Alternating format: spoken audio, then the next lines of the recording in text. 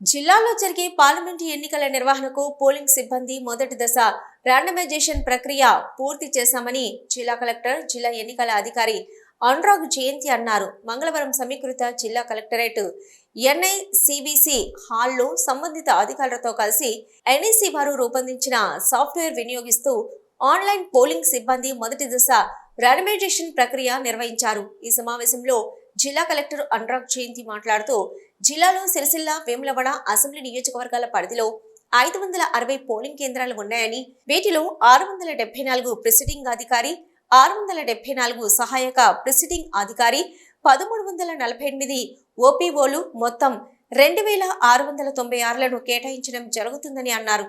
ఎన్నికల కమిషన్ మార్గదర్శకాల ప్రకారం 20% అదనంగా సిబ్బంది కేటాయింపు ప్రక్రియ చేపట్టామని తెలిపారు.